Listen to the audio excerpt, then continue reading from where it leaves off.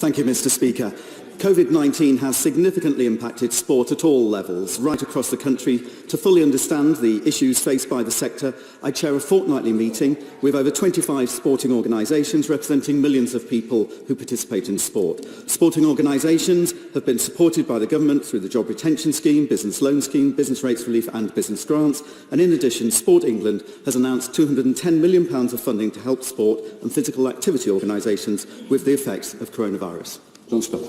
I want to congratulate him on his efforts in getting live sport back, which is not only a huge boost to morale across the country, but also a major provider of jobs. So take one example. Racing alone supports over 80,000 jobs. But in addition, the betting industry supports 100,000 jobs. Also pays $3.2 billion in tax each year to the Treasury. So will he ensure an early return for properly regulated, job-providing, successful British-based gambling industry? Minister.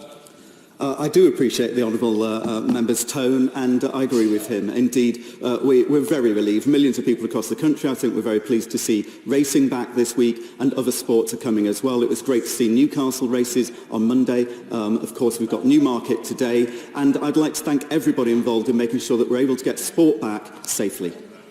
Alison McGovern.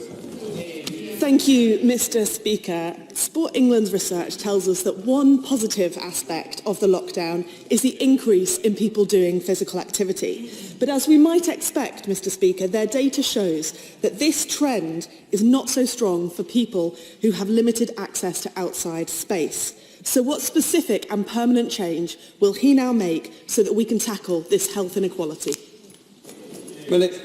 I thank the Honourable Lady for that comment. She shares my passion as well to make sure that we get sport and physical activity really high on the agenda. There's all sorts of things we can do. At young people's level, of course, we'll be revising the Sport and Activity Action Plan so we can get young people engaged in 60 minutes of sporting activity. And of course, we'll be looking again at the sports strategy, and I look forward to her comments in developing that as well.